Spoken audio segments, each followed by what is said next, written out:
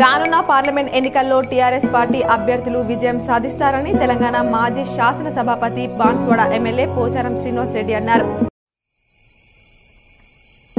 ఇది CBI custody కాదని BJP custody అని ఎమ్మెల్సీ కవిత అన్నారు. బయట బీజేపీ వాళ్ళు మాట్లాడిందే లోపల సిబిఐ వాళ్ళు మాట్లాడుతున్నారని చెప్పారు. 2 ఏళ్ల నుంచి అడిగింది అడుగుతున్నారని విమర్శించారు.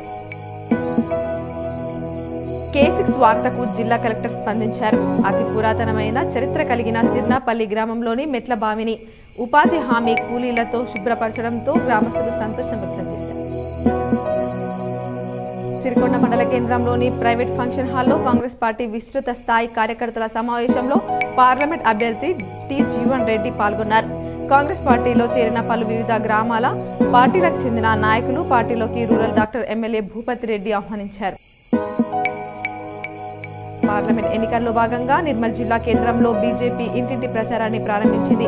జిల్లా కేంద్రంలోని ప్రసిద్ధి పుణ్యక్షేత్రమైన బంగల్పేట్ మహాలక్ష్మి అమ్మవారి ఆలయంలో బీజేఎల్పీ నేత ఏలేటి మహేశ్వర్ రెడ్డి ప్రత్యేక పూజ నిర్వహించి ఇంటింటి ప్రచారాన్ని ప్రారంభించారు. కామారెడ్డి మున్సిపల్ చైర్పర్సన్ గా గడ్డం ఇందుప్రియ ఏకగ్రీవంగా ఎన్నికయ్యారు. సోమవారం మున్సిపల్ కార్యాలయంలో ఆర్డీఓ రఘునాథరావు అధ్యక్షతన నూతన చైర్పర్సన్ కొరకు జరిగిన మున్సిపల్ ప్రత్యేక సమావేశంలో 14వ వార్డుకు చెందిన ఇందుప్రియ ఏకగ్రీవంగా ఎన్నికైందని ఆర్డీఓ ప్రకటించారు. సాలురా శివార్లో గల వంటి హనుమాన్ ఆలయ శిఖర ప్రతిష్టాపనను సోమవారం ఉదయం 9 గంటలకు గ్రామస్తులు వేద పండితుల ఆధ్వర్యంలో ప్రతిష్ఠించారు.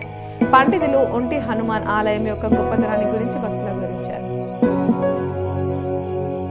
నందిపేట మండలం తల్వేద ఉపాధి హామీ కూలీల వద్ద ప్రచారం చేసి నందిపేటలో పలువురు కుటుంబాలను ఆర్మూర్ నియోజకవర్గం కాంగ్రెస్ ఇన్ఛార్జ్ ప్రొద్దుటూరి వినయ్ కుమార్ రెడ్డి పరామర్శించారు.